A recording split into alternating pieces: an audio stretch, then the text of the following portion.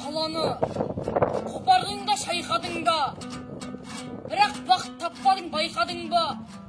Бақыт деген қалаға барған жоқ қой, бақытты болғың келсе қайта ауылға. Бақытты біреудің жалпы адамның артығын табамын деп арқаландың. Сен қалаға кеткенде бақыт деген қасында қалған еді қартанаңның. Бақыт қалған ауылда саман үйде, қалды ол сол әуелгі бала күйде. Бақытыңды іздесең ауылға кел, бақыт әлі ауылда бар әрине. Иә, бақыт қалаға бармай қалған, ауылды бақытқа алмай қалған. Ал сен оны қаладан іздедің ғой, қарашы. Өмір деген қандай жалған.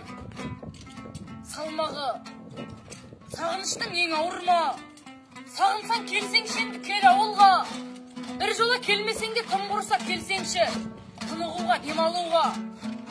Тастада жұмысыңды, сауығыңды, келіп бір қуантсаңшы ауылыңды. Көлігіңді көрсету үшін келме, көру үшін келелді бауырыңды. Ауыл сені күтеді аласыға, келе жатқан шығарсың шамасыда. Қолыңда бір кәмпитің артық болса алып кел ауылыңның баласына. Қаладан үй салсаң да қанғасына, ауылыңның үйіндей барма сірә. Bir шегең артық болса ойланбастан әкеліп қақ ауылдың ауласына.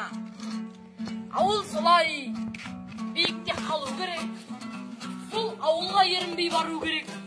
Адамның кіндік қаны тамған жерге маңдайының теріде таму керек.